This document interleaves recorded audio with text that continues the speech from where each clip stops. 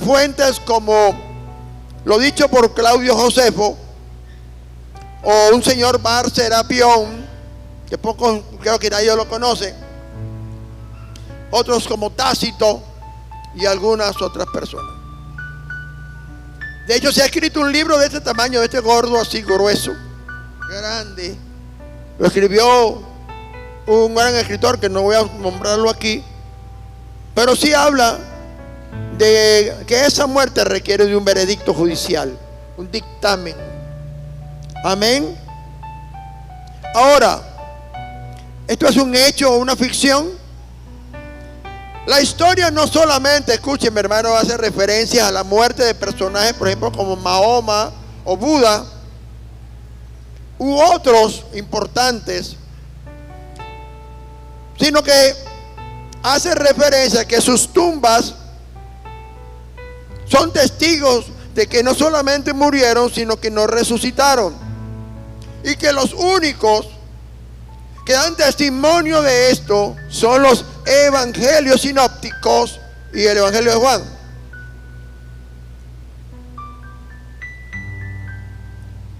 Y hay una relación histórica, una cronología desde el momento que Jesús murió. De hecho, en esta Semana Santa acaban de exponer, entre comillas, cito, la lanza que perforó el costado de Jesús. Mire, históricamente Jesús era un malhechor. De hecho, su muerte la ocultaron. Hicieron todo lo posible para decir que los discípulos habían robado el cuerpo. ¿Quién se iba a pensar que Jesús iba a ser famoso? Y después no sé cuántos, varios años, van a conseguir una lanza cualquiera, como también como el sudario de Turín, para decir que esa es la cara de Jesús. Imagínense, más de 300 años después de que Jesús murió. Entonces podemos ver que la muerte no solamente la muerte, sino la resurrección de Jesucristo es un hecho histórico, corroborado en los anales de la historia. Y no solamente su muerte, sino su resurrección como el más poderoso evento irrefutable que da testimonio del cumplimiento de las Escrituras y de aquello que el mismo Jesús habló de sí. Pero hay algo más importante, lo que ningún muerto puede decir de sí mismo. Todas las tumbas están llenas de personas que murieron, porque la muerte es privativa de esta manera para los seres humanos, y de los animales tienen otro tipo de muerte, y es la tumba vacía. ¿Cómo yo puedo cuestionar la tumba vacía si la historia, Poncio Pilato firmó un decreto como la autoridad romana certificando que este hombre había muerto? La tumba vacía representa la evidencia y que no solo trasciende el tiempo, sino la eternidad, demostrando que la muerte no solo no pudo retener a Jesús. Y los evangelios de Marcos, Mateo, Lucas y Juan representan la fuente fidedigna de todos estos eventos que inician muy temprano de mañana, en lo que se ha llamado el domingo de resurrección.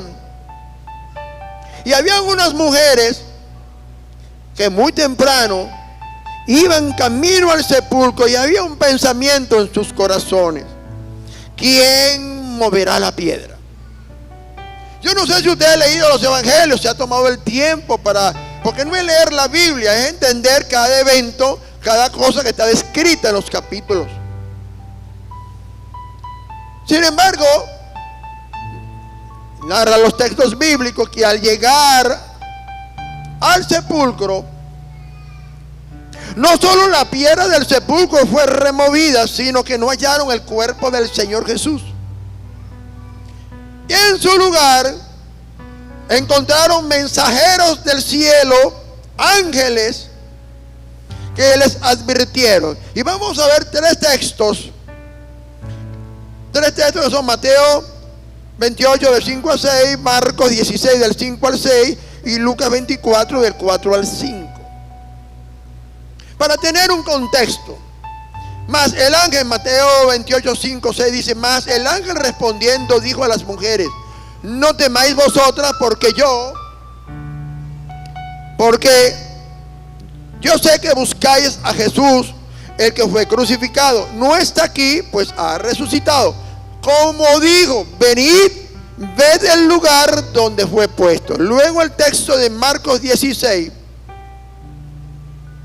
versículo 5 y 6, dice, y cuando entraron en el sepulcro y vieron a un joven sentado al lado derecho, cubierto de una larga ropa blanca, y se espantaron. Mas él les dijo, no os asustéis, buscáis a Jesús Nazareno, el que fue crucificado, ha resucitado, no está aquí, mirad el lugar en donde le pusieron.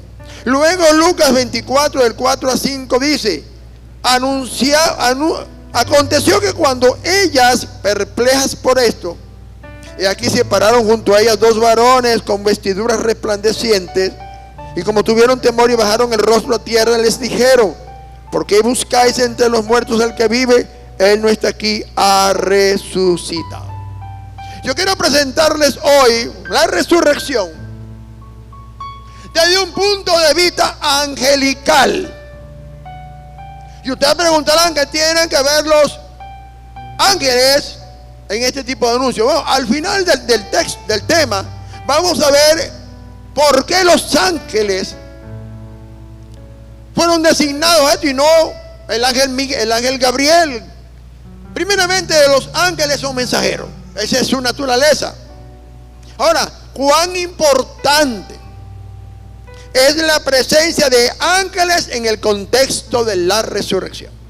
Fíjese que Dios no busca hombres o personas que anuncien algo tan glorioso. No, el mensaje viene del cielo. Y así como cuando Jesús nació, así como cuando vinieron a adorarle los ángeles, de esta misma manera en su resurrección. Ahora, no importa cómo se llamen los ángeles, son mensajeros. Primeramente, para poder resucitar hay que morir. Y Lucas 23:4 dice que Jesús clamó al Padre diciendo, en tus manos encomiendo mi espíritu, y expiró. La palabra expirar significa lanzar el último suspiro, declarar la escritura, y luego vamos a ver la corroboración de los testimonios de los soldados romanos. Y luego en Marcos 15:37 me dice, más Jesús, dando una gran voz, expiró. Fíjese, expiró. O sea, la palabra expirar significa morir, fallecer. Humanamente el espíritu abandona el cuerpo. Y luego en Juan 19:32 dice algo importante. Yo necesito contener la cronología y el contexto de todos estos eventos. Dice, vinieron pues los soldados. ¿Cuáles soldados? Los romanos. Y quebraron las piernas al primer que estaba crucificado. Habían tres, el del medio era Jesús, y habían dos ladrones. Y asimismo al otro que había sido crucificado con él. Mas cuando llegaron a Jesús, como le vieron ya muerto, no le quebraron las piernas, pero uno de los soldados le abrió el costado con una lanza y al instante salió sangre y agua. Todas estas pruebas forenses, mire, si usted no ha estudiado jamás la resurrección, yo al final le voy a decir el nombre del libro para que lo pueda comprar. No lo voy a decir aquí porque esto es una aplicación y no voy a hacer promoción para que nadie me está pagando y YouTube me lo corta por derechos de autor. Yo necesito entender la resurrección y la muerte. ¿Por qué tantos detalles en la Escritura? Es que Dios deja bien claro que Jesús murió. Y no son los judíos, los fariseos, etcétera, que dan testimonio de que Cristo murió. No, son sus ejecutores. Son sus verdugos, los romanos. Y cuando usted lee estas experticias forenses, descubre que cuando una persona está muerta, hay una descomposición de la sangre, se divide en dos, y una de ellas es agua o plasma. Claramente el texto bíblico y todas las evidencias históricas dicen que Jesús murió. Y Mateo 27:45 inmediatamente me dice que algo supernatural o sobrenatural ocurrió. Dice que hubo tinieblas sobre la tierra. ¿A qué hora? A las 3 de la tarde. A la hora novena. Y de hecho, Marcos 15, 46, 47 me dice algo interesante. Porque para poder tener hay que ir vanando la línea temática y la línea cronológica y la línea de pensamiento. Y Marcos 15, 46, 47 muestra que José de Arimatea, quien había comprado una tumba que no se había usado, fue y habló con Poncio Pilato para que le entregara el cuerpo. No fueron sus discípulos, no fue su mamá, no fueron el tío, los sobrinos, los hermanos. Alguien que no era nada de Jesús. Lo envolvió en una sábana y lo puso en un sepulcro que estaba cavado en una peña. Y dice, mira el detalle del escritor sagrado, para que no haya dudas de lo que había acontecido con esa piedra. María Magdalena y María, madre de José, miraban dónde lo habían puesto. Entonces cuando vienen a la tumba y se consiguen que la piedra fue removida. La piedra es un sello romano. Cuando usted estudia profundamente todo esto de la muerte de Jesús, todo aquello, usted se consigue con un relato fascinante. Por eso se le ha hecho una autopsia post-mortem durante siglos. Grandes personajes, médicos famosos, antropólogos, cualquier cantidad de gente muy versada. Y se ha escrito mucha literatura respecto a esto. Yo debo entender la línea de pensamiento, la línea cronológica y la línea histórica. Mateo 27, 51 al 53 me dice lo siguiente. Y he aquí, fíjese, mientras Jesús muere en la cruz del Calvario, hay eventos paralelos que van ocurriendo alrededor de la cruz, que tienen que ver con su muerte física. Mientras Jesús expira, en ese mismo momento está ocurriendo algo extraordinario en el templo de Jerusalén. He aquí el velo del templo se rasgó en dos de arriba abajo, y la tierra tembló y las rocas se partieron y se abrieron los sepulcros, y muchos de los cuerpos de los santos que habían dormido se levantaron y salieron de los sepulcros, y después de la resurrección de él vinieron a la santa ciudad y aparecieron a muchos. Y esto ocurrió durante 40 días, dice el libro de los Hechos. Ahora, el problema de nosotros es que solamente vivimos con la Biblia, Reina Valera. No nos vamos a los compendios bíblicos, no vamos a la historia, no vamos. Escudriñamos libros de gente muy versada y muy autorizada en estas cosas. La resurrección es un hecho demostrado fehacientemente. Por eso que la historia no ha podido desmentir la resurrección, pero sí desmentir a todos los detractores que buscan una manera de decir que Jesús no murió y entonces poder establecer principios o dogmas de fe en algunas religiones. Hay algunas, por ejemplo, que dicen que no basta con el sacrificio de Jesús, sino hay que hacer obras y se flagelan, como lo vemos en Semana Santa en algunos países. Otros más audaces dicen que no, aunque muramos, vamos a reencarnar.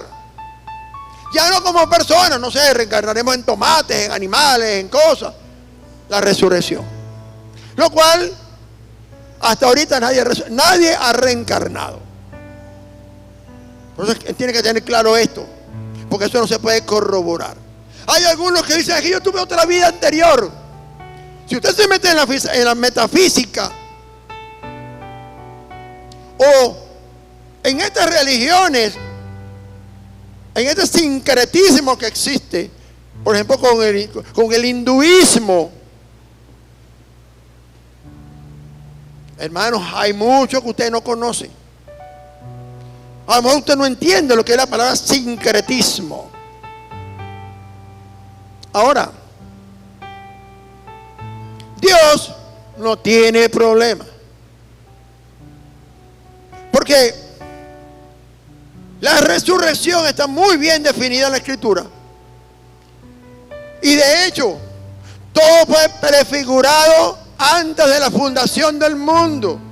Porque cuando yo voy al libro de Filipenses 2, me consigo que antes que el hombre fuera creado, antes de que el hombre hubiera pecado, ya había un plan de redención.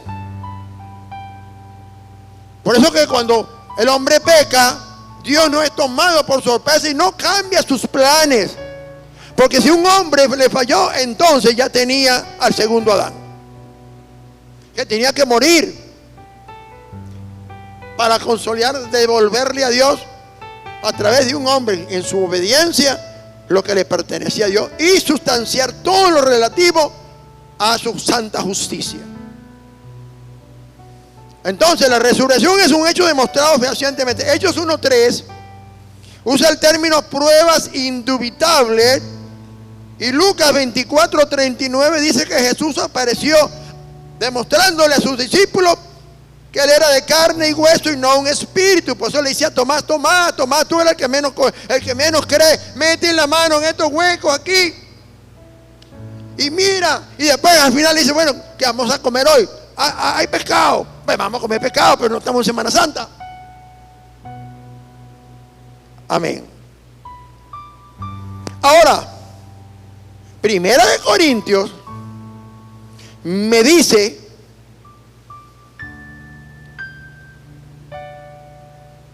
que, se me olvidó poner la cita aquí, la cita. Dice que apareció a más de 500 personas, lo cual no solamente valida su deidad, sino cada profecía que predijo su sufrimiento, muerte y resurrección del Hijo de Dios. Hechos 2:24, mire, Hechos 2:24, ustedes se preguntan, ¿cómo opera la resurrección? Bueno, evidentemente es un enigma, es un secreto. No ha habido nadie que presenciara la resurrección de Jesús, ni siquiera los ángeles. Eso operó sobrenaturalmente en el secreto de Dios. Pero Dios le revela al apóstol Pedro, allá en el libro de los Hechos 2:24, algo extraordinario que aconteció para que Jesús pudiese resucitar de entre los muertos. Y dice: y Dios levantó sueltos los dolores de la muerte, por cuanto era imposible que fuese retenido en ella. El propio Dios quitó las ligaduras de la muerte. Dice que sueltos los dolores de la muerte, porque era imposible. Ahora, yo tengo que ir a los Salmos para ver estas profecías. Pero qué poderoso. Pues un día Dios le pregunta a Job: ¿te han sido mostradas las puertas de la muerte? ¿Te han sido mostradas el valle de sombras y de muerte? David decía: aunque ande en valles de sombras y de muerte, ¿Qué dice más? No temeré mal alguno, porque tu vara y tu callado me sostendrán. Ahora, el relato comienza de muy de mañana. Un grupo de mujeres se van preguntando, la misma que vieron cuando la tumba fue sellada. Iban con mucha fe, iban caminando y dice: ¿quién nos moverá la piedra de la entrada del sepulcro? Mateo 28. ¿Quién? ¿Quién tiene la autoridad para romper el sello romano?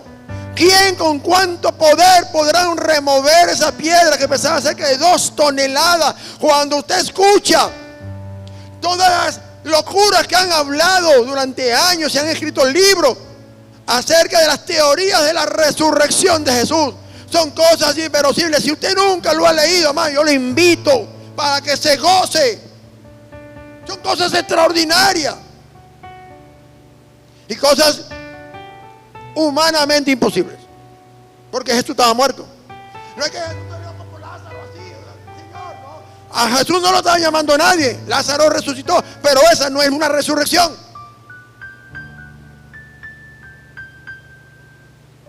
Ahora, cuando este texto es revelado y Jesús ha resucitado ya varios años después, esto legitima no solo la muerte, sino su resurrección. Y de hecho se establece como el hecho más trascendente, valga la redundancia, para la humanidad. Todo comienza con esta expresión: ¿quién nos removerá la piedra de la entrada del sepulcro? Si yo entiendo teológicamente,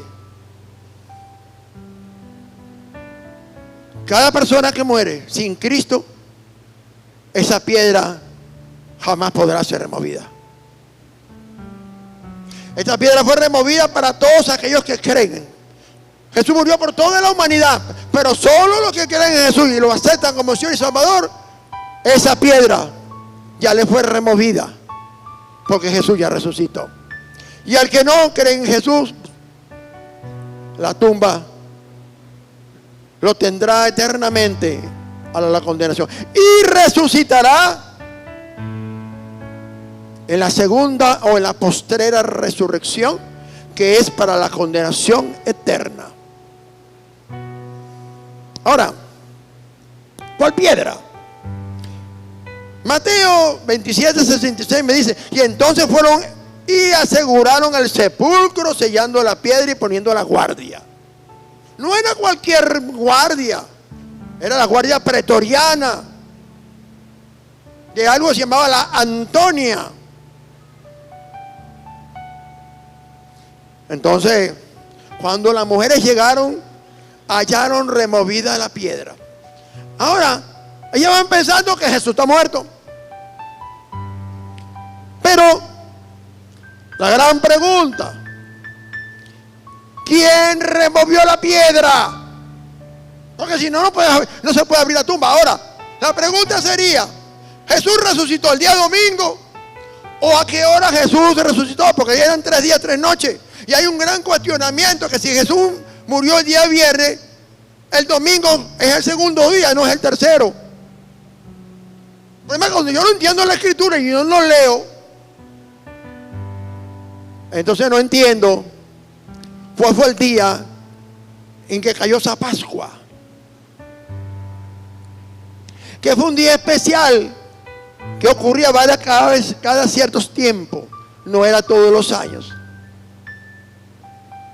Ahora, no voy a meter en eso para otro tiempo, para otras enseñanzas. Hubo un gran terremoto, porque un ángel del Señor descendiendo del cielo y llegando removió la piedra y se sentó en ella. ¡Wow! ¿Por qué? El Señor quería demostrar, número uno, que sobrenaturalmente la piedra fue quitada. En otros textos encontramos que los guardias vieron esto y se quedaron como fritos. Y luego se les pagó para que no dijeran que Jesús había resucitado, etcétera. Entonces vemos que un ángel fue el encargado de remover la piedra, el cual tenía el sello romano, y fue enviado y se sentó a esperar que llegaran estas mujeres para hacer el anuncio oficial que venía del cielo con la anuencia del Padre de que su hijo había resucitado. Y entonces cuando llegan las mujeres descubren que no hay un cuerpo, que su Señor no estaba allí. Pero sí habían dos varones con vestiduras resplandecientes que hicieron una pregunta. No es algo rebuscado, no es una pregunta subjetiva, no. ¿Por qué buscáis entre los muertos al que vive? No está aquí, sino que ha resucitado. ¿Cuánta gente va el día de los muertos a celebrarle la vida a los muertos? Y la Biblia dice: ¿acaso en el Seol te alabarán los muertos? La persona cuando se murió en vida escogió dos caminos: la resurrección y la vida, o la condenación eterna. Entonces, la Nueva Versión Internacional, Marcos 16:5 dice: y al entrar al sepulcro, entraron. No es que era muy grande, ojo, no. Vieron un joven vestido con un manto blanco, sentado a la derecha, y se asustaron. Un joven. La Biblia dice que nosotros, Jesús lo dijo, seremos como ángeles. Seremos como los ángeles. Algunos textos dicen que ni se casan ni se dan en casamiento. O sea, si usted no se ha casado todavía, hay chance todavía. Ahora, y lo cual evidencia que eran seres santos. ¿Quiénes les dijeron? No temáis vosotras, porque yo sé que buscáis a Jesús, el que fue crucificado. Fíjense que en el cielo se entiende que Jesús fue crucificado. Ahora, usted dirá, usted no entiende por qué el ángel dice: ¿por qué buscas al que vive entre los muertos? Ya él fue crucificado. Si usted no entiende que los ángeles no comprenden la salvación, no entienden la redención y no entienden la justificación, y menos entienden cómo el Dios de gloria asumió una naturaleza humana y vino a morir por alguien que lo traicionó. Pero eso está más adelante. Entonces el ángel está haciendo un anuncio, pero no entiende porque estas mujeres vienen a ungir el cuerpo de un muerto. Y luego le dicen: no está aquí, están perdiendo un tiempo, pues ha resucitado. Como dijo: venid, ved el lugar donde se ha puesto el Señor. Aquí no hay nada. Entonces yo no tengo que estar en Semana Santa, hermano, así. Miren, salieron estos días unas fotografías. Yo le respeto a toda mucha gente, pero voy a hacer referencia de en España, 200 hombres, algo así, 180 hombres cargando un carromato y toda una ritualidad. Y no, pero ya va. Eso es una. Imagínense si se le cae ese Cristo de allá arriba. En la tierra de mi padre, Italia, hay un santo, se llama San Felipe o San Filippo. Y cuando son las festividades, lo montan en una parihuela, una cosita así pequeña, con dos palos y 4 hombres, vestidos todos de morado, y a lo largo de toda la ruta hay gente por tonelada. Algo que tiene esta procesión de este santo es que parece que esta gente es poseída y arrancan a correr como si los persiguiera el diablo, y todo el mundo busca de agarrar a ese santo y tocarlo, un santo negro. Mire, es horrible. Y todo el mundo extasiado viendo aquello. Vea la ritualidad en la India, que esto ya se cayó un carro que medía como 30 metros de altura, se le cayó el copete. No sé si lo vieron, hermano. Hebreos 9:27 dice: como está determinado por Dios, es que el hombre muera una sola vez y para siempre. No hay medias tintas. El ángel le dijo: señores, nosotros venimos del cielo. Aquí lo más importante no somos nosotros, es el que estaba aquí, no está aquí, ha resucitado. Sencillo. No lo busque más aquí. Ahora, no le dijo: mira, sacan por ahí, a ver si lo consiguen por ahí. No. Ahora, los evangelios sinópticos me presentan desde un punto de vista diferente a los ángeles. Yo he predicado sobre esto muchas veces, pero hoy les presento la resurrección desde el punto de vista angelical. Un anuncio.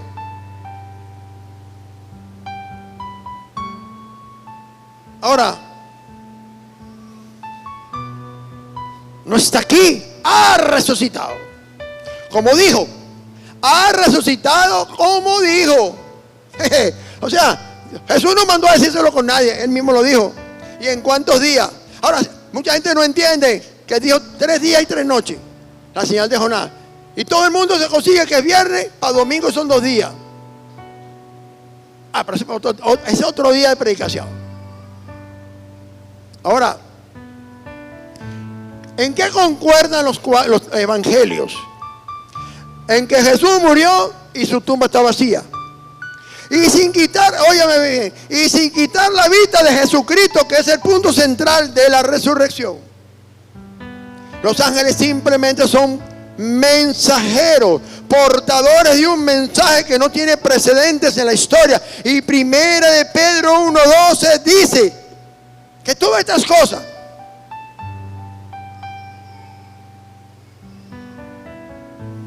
las cosas en las cuales los ángeles anhelan mirar y no lo entienden.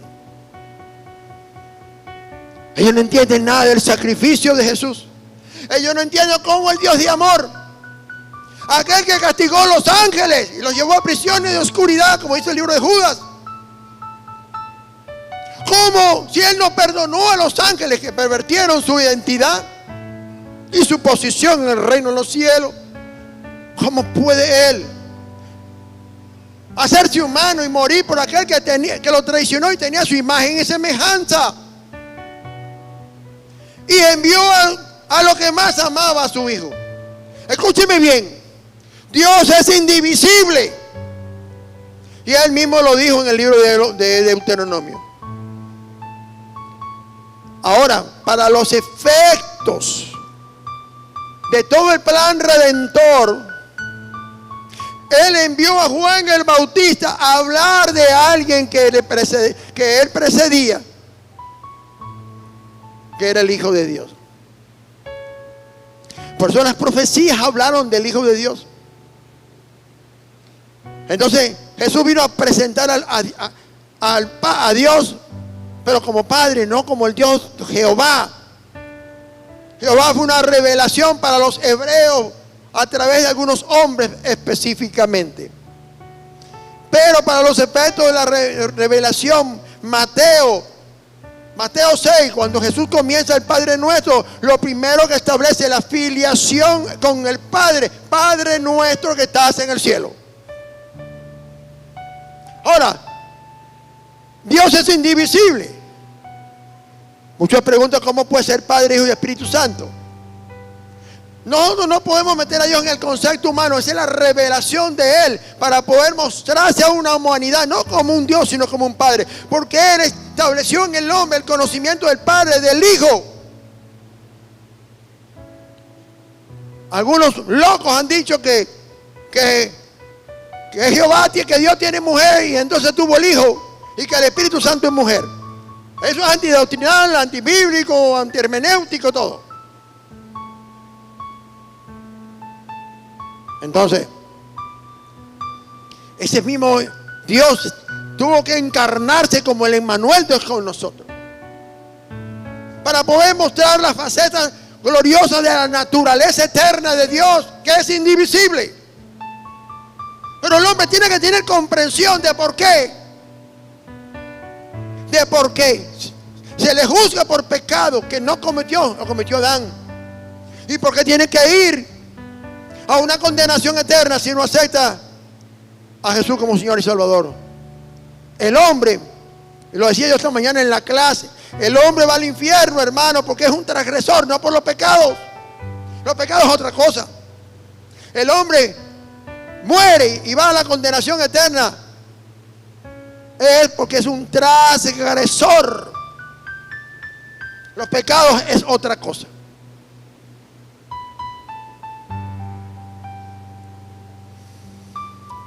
Entonces, cuando María, nosotros vemos aquí en Juan 20 del 3 al 9, otra perspectiva, pero a través del Evangelio de Juan. Fíjense que llega María Magdalena al sepulcro y al ver que estaba quitada la piedra, corrió donde estaba Pedro y aquel discípulo que amaba a Jesús, diciendo: se han llevado del sepulcro al Señor y no sabemos dónde le han puesto. Y salieron Pedro y el otro discípulo y fueron al sepulcro, y corrían los dos, pero el otro discípulo corrió más a prisa que Pedro y llegó primero al sepulcro, y bajándose a mirar, fíjense que parece que el sepulcro no es lineal, había que bajar, vio los lienzos puestos allí, pero no entró. Fíjense que hay otro detalle, ya comenzamos a ver lienzos.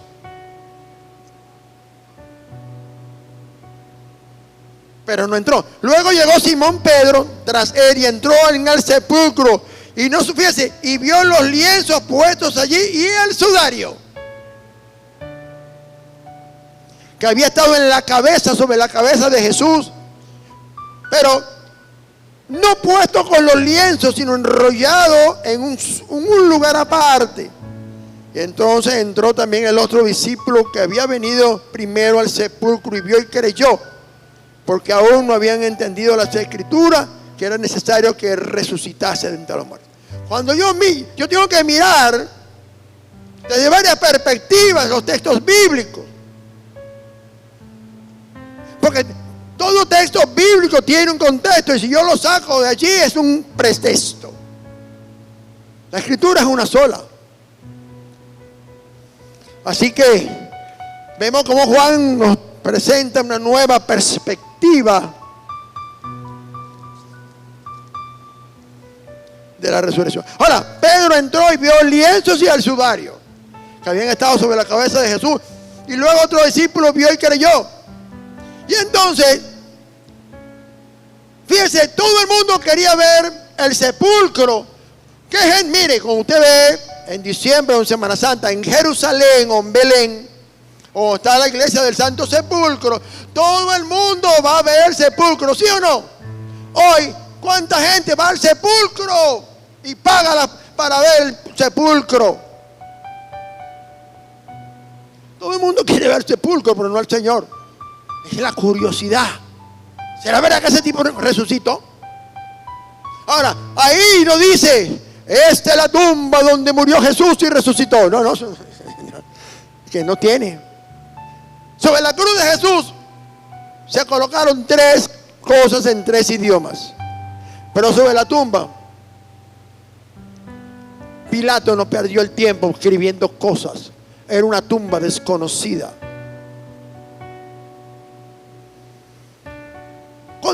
Cuando María, por allá en Juan 20, 12 al 14, dice que ella se agachó y miró, y de repente vio 2 ángeles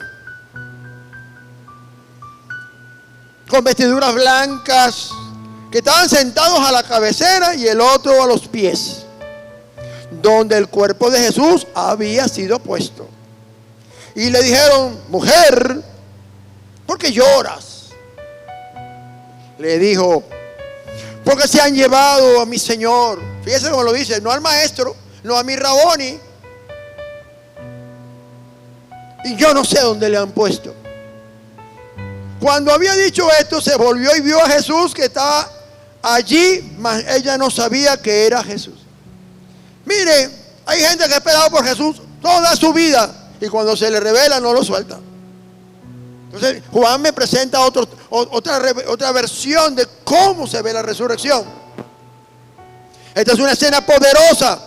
Y alguno preguntará, ¿cuál es la razón por la cual Jesús se le mostró a María y no a los discípulos? Yo no voy a hacer conjetura. La Biblia me dice muy claro a mí, en Juan 20:10, y se volvieron los discípulos a los suyos. Dejaron el pelero, como decimos los venezolanos. Estaban asustados, señores. ¿Dónde se quedó María? Las otras mujeres también se fueron a llorar al difunto. No entendieron lo que les dijo. Le dijeron los ángeles. De repente, en Juan 20:15 al 17, algo poderosísimo, algo glorioso. Jesús le dijo, mujer, ¿por qué lloras? ¿Y a quién buscas? Repito, Jesús le dijo, mujer, ¿por qué lloras y a quién buscas? Toda persona tiene una manera peculiar por la cual muchas veces llama cuando la llaman por ese nombre, pone atención. Jesús parece ser que siempre le decía a María mujer en un tono especial y ella lo reconoció. Siguió pensando que era el hortelano. Bueno, la palabra hortelano en algunas versiones, aquí está en hortelano, pero es como el jardinero. El jardinero. Pensando que era el hortelano, le dijo, Señor, si tú lo has llevado, dime dónde lo has puesto y yo lo llevaré. Y Jesús le dijo, María. Volviéndose a ella, dijo, Raboni, maestro. Wow. Lo que se perdió Pedro, lo que se perdió Juan, lo que se perdió la mamá del uno, la mamá del otro, la amiga, mire, se lo perdieron.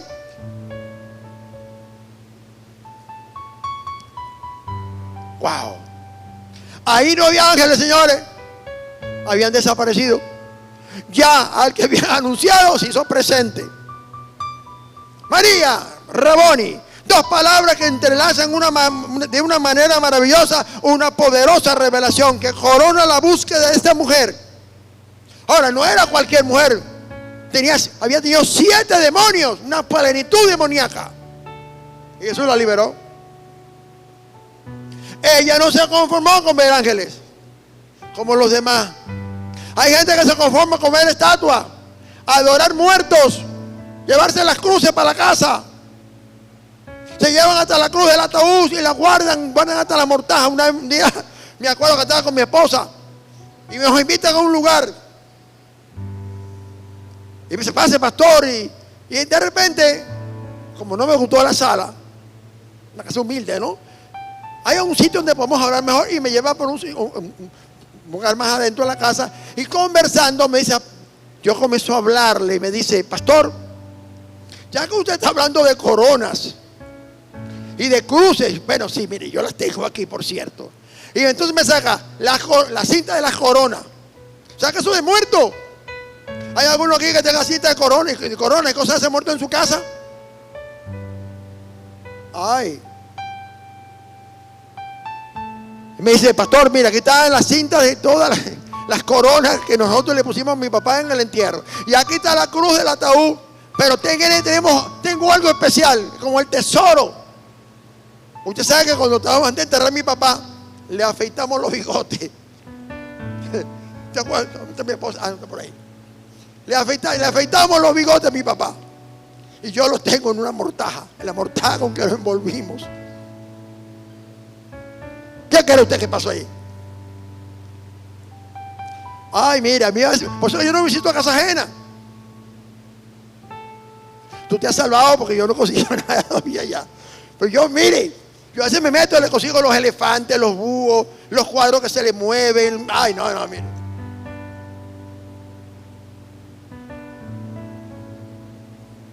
Entonces,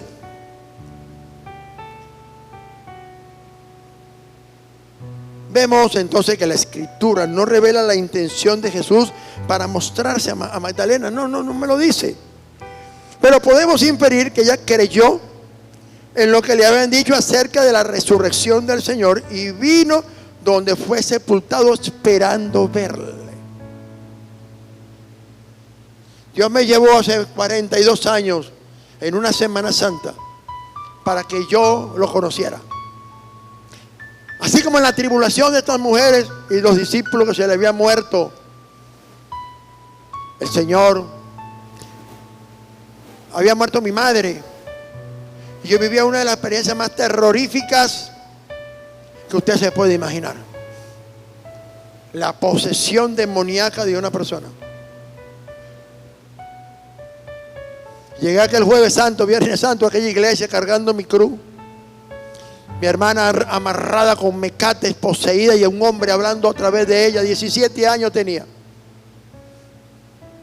Me la quitaron, entregué esa carga al Señor. Me senté en una banca lleno de vergüenza porque vine a una iglesia evangélica. Pero había algo que me decía: entra. Cuando estoy escondido así en la silla, escucho la voz del Señor que me habla. Wow. En medio de mi tribulación y angustia. Y me dice, no me dijo María, yo no le dije Raboni. No, yo no entendía nada de eso. Yo no sabía quién era Jesucristo. Yo iba en la Semana Santa detrás de mi mamá cuando éramos chiquitos, allí, para allá, en una ciudad que se llama Petare. Allá estamos en Venezuela. Y yo iba detrás del Santo Sepulcro, mire, llenándome ¿cómo se llama eso? El aroma del incienso, ¿no? Sí. Aquello era lo más santo que usted se puede imaginar. Y entonces el tipo que... ¡ay, no puede ser! Y ahí Dios me dijo: si tú hoy me entregas todos tus ídolos en los cuales has confiado, Satanás nunca más te tocará. Se lo dice a alguien que sufrió de muy chiquito con los problemas de los demonios por causa de la brujería y la hechicería que se practicaban en la casa de mi padre y mi madre. ¿Sabe? Cuando me entregan a mi hermana, escucho la algarabía y la gloria a Dios, yo no entendía. Y le dije: ¿qué te hicieron? ¿Te dieron con la cruz? Y me dijo: no sé qué me hicieron, pero estaba en sus cabales, sus ojos brillantes.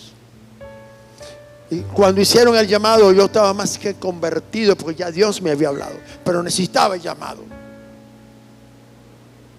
María, ella esperó, amó a su Señor y esperó verlo. Y el Señor honró su fe. Ahora, Juan 20, 17 me dice, y 18, no me toques, porque aún no he subido a mi Padre, a mi Dios, a vuestro Dios. Fue entonces María Magdalena para dar a los discípulos las nuevas de que había visto al Señor y que Él le había dicho estas cosas. Los eventos de la resurrección están llenos de extraordinarios matices, pues no solo la piedra fue removida, sino que seres angelicales anuncian que Jesús ha resucitado entre los muertos. Pero lo más trascendente es que luego el mismo Jesús comisiona a María a ir a los discípulos y darle las buenas nuevas. Fíjese, no es lo mismo resucitar que resucitar de entre los muertos. El mensaje angelical que decía: ha resucitado de entre los muertos, y no está aquí, porque los muertos no resucitan hasta ese momento. La obra de Jesús en la cruz trascendió el ámbito natural, pues en el libro de los Efesios 4:9 me dice que Jesús había descendido primero a las partes más bajas de la tierra. Y luego 1 Pedro 3:19 me dice que Jesús predicó a los espíritus encarcelados. Y luego 1 Pedro 4:6 me enseña que predicó a los muertos. Ahora, esto no puede haber confusión, porque el mensaje del Evangelio es un mensaje de vida, es para seres humanos vivos, no para los muertos. Yo debo entender esto en el contexto del Antiguo Testamento y en el contexto del periodo intertestamentario.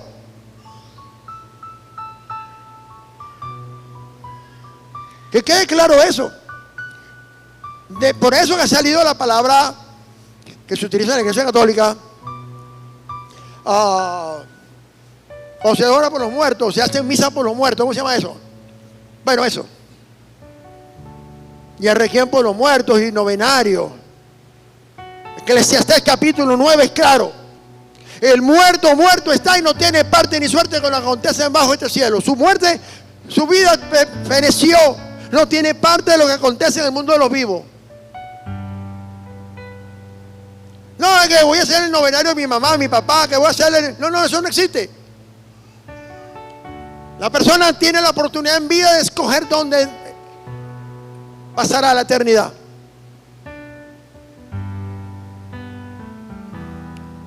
Hebreos 2:14 me enseña que en su naturaleza humana Jesús pudo destruir por medio de la muerte al que tenía el imperio de la muerte. Esto es el diablo. Dios, para poder quitarle el poder a la muerte, Jesús, el Hijo de Dios, tenía que morir en un sepulcro como cualquier ser humano. Y no podía resucitar solo, sino por la ayuda de Dios. Y además, una vez que muere, baja como un ser humano, no como Dios al infierno, a la parte más baja. Algunas versiones dicen infierno, pero la Biblia dice a las partes más bajas de la tierra. Como persona, como ser humano que estaba muerto, y predicó a los espíritus encarcelados y le predicó a los muertos. ¿Qué tipo de enseñanza? No sabemos, pero ese no es el evangelio de la gracia de Dios. Porque así yo entiendo lo que dice por allá Pedro, que Dios en su paciencia extendió su paciencia hasta los días de Noé, donde esa gente endureció su corazón y como no entendieron, vino el diluvio y se los llevó. Entonces esto no tiene nada que ver con el evangelio del reino que nosotros predicamos, porque entonces la muerte de Jesús se hace ineficaz. Sí, porque hay gente que tergiversa las cosas. Por eso trato de ser claro doctrinalmente, para que nadie pueda cuestionar esto en internet, en YouTube, porque sé que ahorita hay pseudopastores, hay pseudoteólogos y hay cualquier cantidad de gente que no conoce la Biblia. Es más, ni siquiera son cristianos. Entonces, para poder destruir la muerte, tenía que hacer con la muerte. Wow. Se me ha ido el tiempo, pero esto te requiere más tiempo. Ahora, Pablo en 1 Corintios, ¿cuánto leo 1 Corintios? ¿Quién lo ha leído? No puede ser. Entonces, ¿usted cómo me entiende a mí? ¿Cómo usted entiende este texto teológico? 1 Corintios 15, 16 de 18 establece un fundamento central y fundamental en la fe cristiana. Porque si los muertos no resucitan, tampoco Cristo resucitó. Y si Cristo no resucitó, vana es nuestra fe. Estamos perdiendo el tiempo en este lugar y en todas las iglesias del mundo. Nuestra fe es vana, porque aún estáis muertos en vuestros pecados. Entonces también los que durmieron en Cristo perecieron. Los que creyeron antes de nosotros por edades están en el infierno, entonces en la condenación.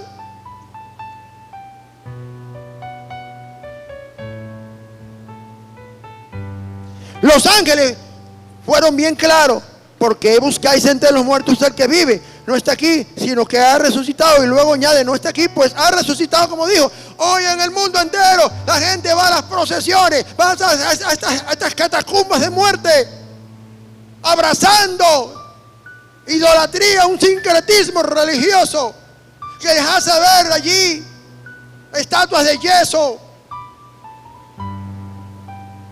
Pero que ellos, en este día se le cayó un santo, eso se vio en internet, se le cayó un santo y se partió, aquí mismo en Venezuela. Entonces, se cumple lo que dice el Señor, son ídolos mudos, Salmo 135, si no me equivoco, dice, ellos son ídolos mudos, tienen boca y no hablan, ojos y no ven, oídos y no oyen, y pies y no caminan.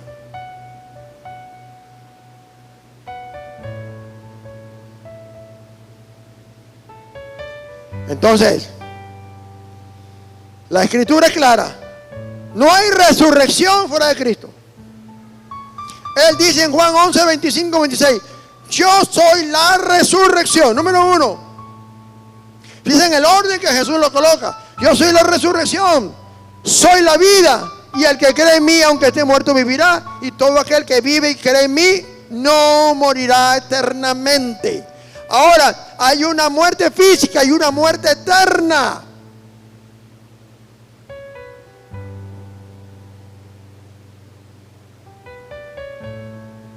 La resurrección de Jesús es la garantía de nuestra resurrección. Pues el mismo Pablo en 1 Corintios 15, 20 al 21 nos recuerda el triunfo de Jesús sobre la muerte diciendo, mas ahora Cristo ha resucitado de entre los muertos. Primicia de los que durmieron es hecho, porque por cuanto la muerte entró por un hombre, también por un hombre la resurrección de los muertos. Yo necesito entender esta temática.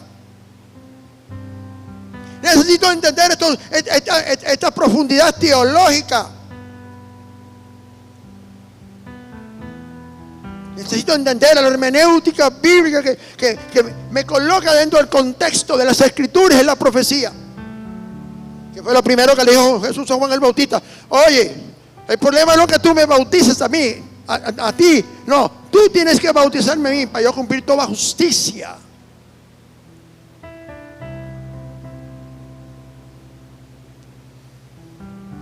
Entonces, ahora vamos a ir en algo interesante.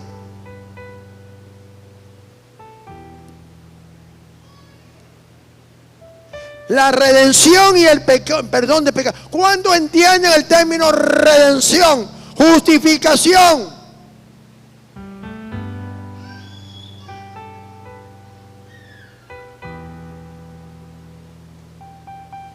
De pecados. Solo es posible gracias al sacrificio vicario y sustitutivo realizado por Jesús en la cruz del Calvario, donde antes de morir no solo dijo, Padre, perdónalos, que no saben lo que hacen, sino que hizo una declaración que trasciende el tiempo y la eternidad.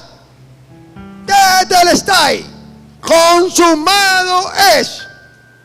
Y habiendo inclinado la cabeza, entregó el Espíritu. Juan 19:30. Tetelestai, una palabra griega. Consumado es. Si yo entiendo entonces la palabra en su sentido gramatical, teológico y religioso, tetelestai es más que una expresión. De hecho,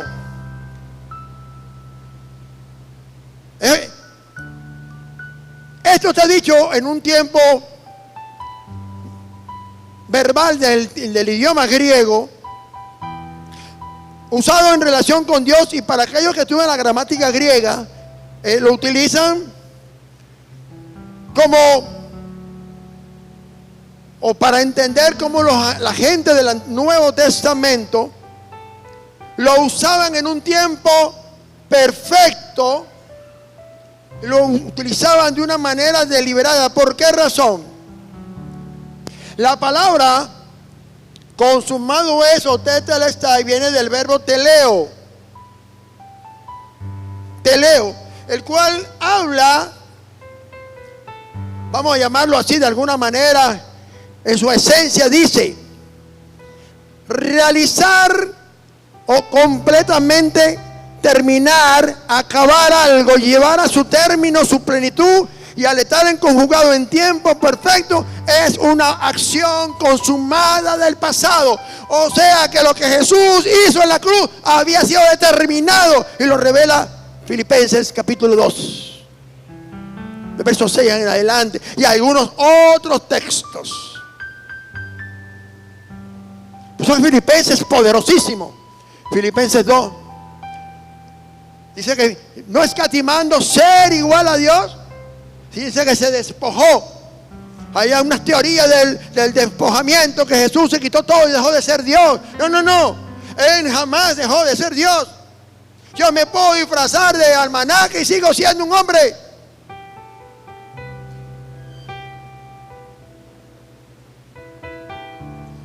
Un día, hace muchos años, estaba yo estudiando la palabra y me viene en una revelación.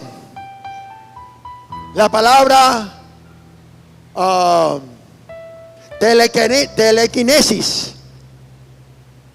¿Sí que lo que era telequinesis? No. Sí, ahora me acuerdo bien, no estoy seguro de esa. Y cuando yo pienso que tengo la revelación del mundo, resulta ser que no es esa palabra. O sea, no era mi revelación. Era algo, kenosis, gracias Señor. Kenosis. Me vino aquella palabra y yo cuando la voy a buscar, sí, la conseguí en internet, kenosis. Y yo pensé que yo era el que la tenía. No, eso tenía ya más de un siglo. Que es una teoría que habla de cómo Jesús se quitó todas sus cosas, deidad, y una cosa mal interpretada. Dios jamás dejará de ser Dios. Esta no es la película Todopoderoso, en que Dios se cansó de ser Dios y de paso era negro. Y perdónenme, yo no estoy aludiendo ¿cómo se llama? Color, porque a Dios se le ha colocado antropomorfológicamente, wow, por fin la dije bien, cualidades humanas. Pero Él no es negro, no tiene color. Nadie le ha visto jamás. No sé cómo le vamos a poner un color. Y más, ¿cómo va a dar a un tipo vagabundo como John Kerry? Él dice, mire papi, decimos los venezolanos, ¿no? Voy a agarrarme unas vacaciones. Quiero que tú atiendas la creación y todo. No, mano, es que eso es imposible. ¿A dónde se va a meter Dios? Si David dijo, si subo al cielo y tu espíritu está allá. Si me voy para abajo de la tierra, tu espíritu está allí. Si estoy en el mar, tu espíritu está allí. ¿De dónde me escaparé de tu santo espíritu? Si la tierra y la plenitud es el estrado de los pies de Dios. Entonces, tal vez ustedes jamás han leído el libro de Bullinger, con W. Bullinger, el testimonio de las estrellas. Usted sabe que las estrellas, y hay muchos textos bíblicos que hablan acerca de todo, no como astrología, sino bajo una óptica bíblica, con textos bíblicos, donde las constelaciones no las inventó el diablo, las inventó Dios. Lea el libro de Job. Y allí se habla todo el plan salvífico de Jesús. Ahora, fíjese que Lucas 23:43, está Jesús entre dos ladrones y a uno le dice, el que dijo, Señor, si tú eres el Hijo de Dios, acuérdate de mí cuando estés en tu reino. Y él le dijo, ¿sabes? De cierto te digo que hoy estarás conmigo en el paraíso. ¿Cómo que el Señor le dice, sin haber muerto a un ladrón, que hoy estará en el paraíso, cuando hay dos querubines con espada de fuego y ahí no pasa nadie? Todavía no han sido removidos los querubines sobre el arca, allá en el templo. Todavía está el velo colgado. Ahí están los querubines, todavía no pasa nadie. Hoy está la conmigo en el paraíso. Y luego Efesios 4:8 me muestra algo poderosísimo. Lo que pasa es que este tecladista no me da los tonos esos tonos espectaculares. Dice, imagínense que Jesús resucita. Y no viene solo. viene con la cautividad, dejando el seno de Abraham vacío. ¡Aleluya! La muerte no lo pudo retener y Él se lleva el seno de Abraham, lo deja vacío y sube la cautividad hacia los cielos y se lo lleva allá donde están ahora esperando su pronto retorno. Denle un aplauso al Señor. Esa es la resurrección. No vale ángeles, no vale arcángeles, no vale nada. Una tumba está vacía, subiendo a lo alto. ¡Wow! Y Él dijo, lo mismo que subió es el mismo que bajó. Eso es poderoso. Cuando yo lo estudio,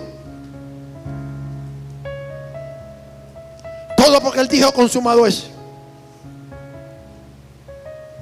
Ahora, pues, el Seol se quedó establecido. Ahí reina la muerte en el Seol, el lugar de los muertos. Un día Jonás es el único ser humano que de alguna forma ha descrito lo que siente un ser humano cuando entra, se cierra la tierra por la eternidad y entra la muerte eterna. Jonás. Entonces, Hebreos 10:20 entonces me dice algo. Continúa ahora. Comienza ahora una nueva ruta. Ya subió la cautividad. Y Hebreos 10:20 me dice, me trae una poderosa revelación, pues enseña que a través de su muerte y su resurrección, ahora podemos ir a la presencia de Dios por el camino nuevo y vivo que Él nos abrió a través del velo que es su carne. Cuando se remueve el velo del templo, Jesús entró y entonces derribó ese templo, ese velo que impedía entrar en la presencia de Dios, y ahora ya no tiene sentido el templo. Yo prediqué sobre eso. Eso está en nuestro sitio de internet. Por el camino nuevo y vivo que Él nos abrió a través del velo, esta es su carne. Y Apocalipsis 1:18, voy a ir terminando. Ahora voy llevando una cronología. Y eso tiene que ver con nosotros ahora. Apocalipsis 1:18 dice: Jesucristo tiene las llaves de la muerte y el Hades. Y Pablo en primera de Tesalonicenses 4:14 me dice: porque si creemos que Jesús murió y resucitó, debo creer que murió y resucitó. No puedo creer una cosa sin creer la otra. Así también traerá Dios con Jesús a los que durmieron con Él. Wow, wow, qué poderoso es esto. Pónganse de pie un momento, hermano. Wow, esto es algo poderoso que está en ciernes en la historia de la iglesia. ¿Sabe qué? Porque si creemos que Jesús murió y resucitó, así también traerá Dios con Jesús a todos los que durmieron en Él y esperaron. Alabado sea Dios. Gloria a Dios. ¡Qué poderoso es esto! La Biblia me enseña que la resurrección de Jesucristo es importante como testimonio de la resurrección de los seres humanos. Puede sentarse. Que todavía me queda como media hora, hermano. Mire, ay Dios mío. No, sin exagerar. No se preocupe, usted lo ve después en internet picado por la mitad. Póngame la gran realidad de la resurrección. La Biblia es contundente, porque si los muertos no resucitan, tampoco Cristo resucitó. Pues su resurrección no solo al pelo, pues su resurrección no solo es el cumplimiento de las Escrituras y todo lo que habló de sí mismo, sino que también se refiere a la futura resurrección de todos los seres humanos. El 1 Corintios 15:20 me dice: mas ahora Cristo resucitado de los muertos, primicia de los que durmieron es hecho. 1 Corintios 15:21 me dice: porque por cuanto la muerte entró por un hombre, y también por un hombre la resurrección de los muertos. Por eso la razón, la Biblia me indica en 1 Corintios 15, 22, 23. Porque así como en Adán todos mueren, también en Cristo todos serán vivificados, pero cada uno en su debido orden. Cristo las primicias y luego de lo que son de Cristo en su venida. Ahora hay algo todavía aún más poderoso. Romanos capítulo 8, verso 11.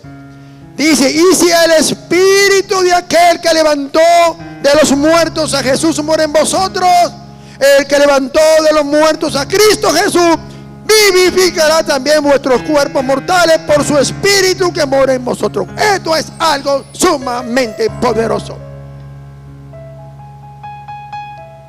Esto es profundo. Quisiera extenderme en todo esto, pero ahora la verdad central de la muerte y resurrección de Cristo puede ser revelada en las palabras de Pablo cuando en 1 Corintios 15, 51 y 52 dice: he aquí digo un misterio, no todos dormiremos, pero todos seremos transformados. En un momento, en un abrir y cerrar de ojos, y a la final trompeta. Porque se tocará la trompeta y los muertos serán resucitados incorruptibles. Los muertos en Cristo, no todos los muertos. Y nosotros seremos transformados. No solo la resurrección permitirá que seamos transformados, sino que nos prepara para el evento más glorioso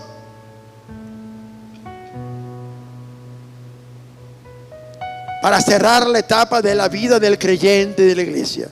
Primera de Tesalonicenses 4, 16, 17 dice: porque el Señor mismo con voz de mando, voz de arcángel y con trompeta de Dios descenderá del cielo, y los muertos en Cristo resucitarán primero. Luego nosotros, los que vivimos, los que hayamos quedado, seremos arrebatados juntamente con ellos en las nubes para recibir en el aire al Señor, y así estaremos por siempre con el Señor. Esto es lo que conocemos como el rapto de la iglesia. Finalmente, todo concluirá en el cielo. Diga, amigo, todo ha de concluir en el cielo. Dígalo duro. Cuando aquel día glorioso, cámbiame eso, hermano. Deme algo ahí, hermano, que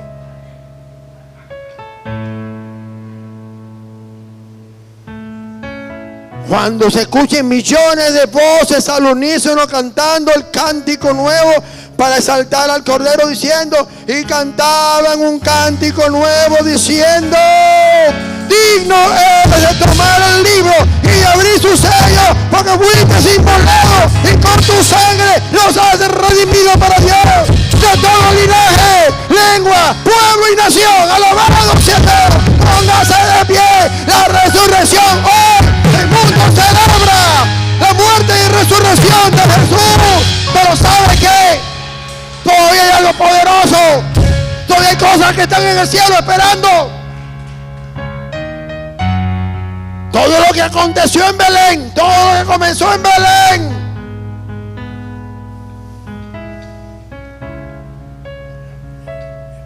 en Lucas, que apareció un ángel con una multitud de huestes celestiales que alababan a Dios y decían: gloria a Dios en las alturas, y en la tierra paz y buena voluntad con los hombres. Pero sabe, luego Mateo 28, 5, 6 me dice: mas el ángel dijo, respondiendo dijo a las mujeres: no temáis vosotras, porque yo sé que buscáis a Jesús, el que fue crucificado. No está aquí, pues ha resucitado, como dijo. Venid luego en vez donde fue puesto el Señor. Pero sabe, lo mismo que comenzó con ángeles, termina con ángeles. Alabado sea Dios.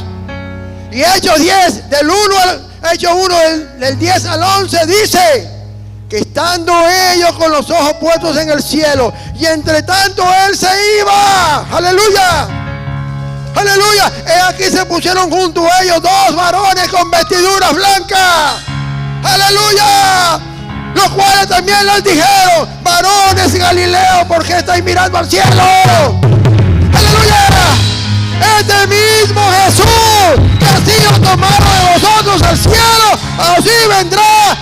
Lo habéis visto ir de la misma manera. Apláudalo, porque esto es algo glorioso. Más de 500 personas lo vieron irse al cielo en una nube. Y los mismos ángeles que anunciaron su resurrección le están diciendo aquí a los Galileos: que están mirando en ustedes en esa nube. Lo importante no es que si él se fue, lo importante es que él va a regresar. Él dice: he aquí vengo pronto, he aquí vengo pronto. Aleluya. Y Apocalipsis 19, 7 y 9 nos va a llevar ahora algo sumamente glorioso. Y después vamos a cantar esa canción. Hoy yo terminé de estar en vivo.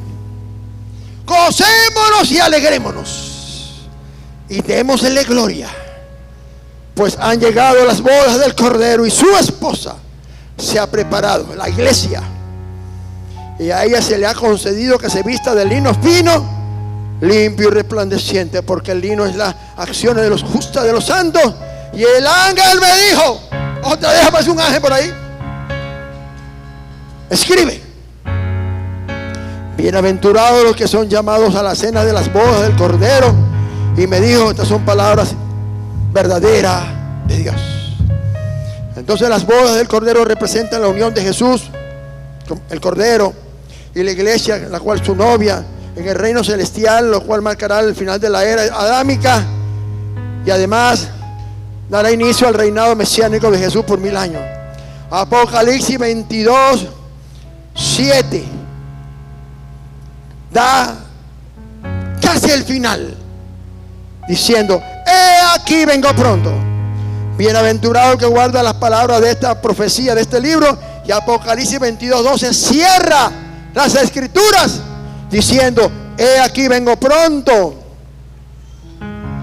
y mi galardón conmigo para recompensar a cada uno según su obra. Por eso, casi en el último texto del texto sagrado, Apocalipsis 22, 17 dice: y el Espíritu y la esposa, dice, me incliné su rostro. Padre,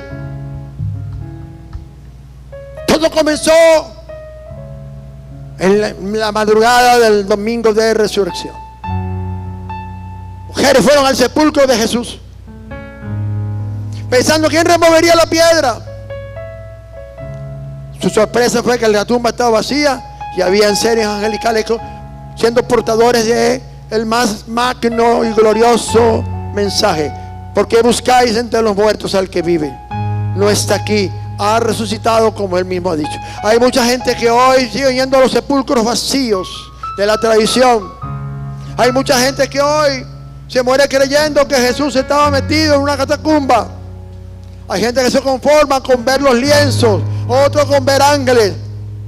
Pero María Magdalena es el ejemplo de gente persistente que un día verá al Señor. Aleluya, por la fe. Señor, mira a cada persona, revélale la palabra, revélale la escritura, revélale la resurrección. Hoy no estamos esperando lo que dicen los ángeles. Hoy es el testimonio vivo de una tumba vacía, y que Jesús dice: vengo pronto y mi galardón conmigo. Y el Espíritu y la iglesia dicen: ven, oh Señor Jesús. Señor, gracias. Comienza a darle gracias porque Él murió por ti y por mí. Porque cuando estábamos muertos en nuestros delitos y pecados, Él nos amó primero y nos dio lo que más amaba, a su Hijo Jesucristo, para que muriera en nuestro lugar, que bajara al infierno en nuestro lugar, pero con el poder de la muerte no solamente resucitó, sino que le quitó las llaves de la muerte al que tenía el imperio de la muerte. Padre, doy gracias y permita que tu palabra bendita corra velozmente, que toque los corazones de la gente, que puedan entender como cristianos que no es que no queremos morir, no. Pablo dijo que era ganancia morir en Cristo, pero tenía que permanecer vivo. Todos nosotros todavía tenemos cosas que hacer para Dios. No dejemos perder las oportunidades. No nos apartemos de la fe. No dejemos que otro interprete la escritura por mí. Escudriñamos las escrituras. Ellas tienen la realidad. Ellas te van a decir exactamente cómo ocurren las cosas. La salvación es unipersonal.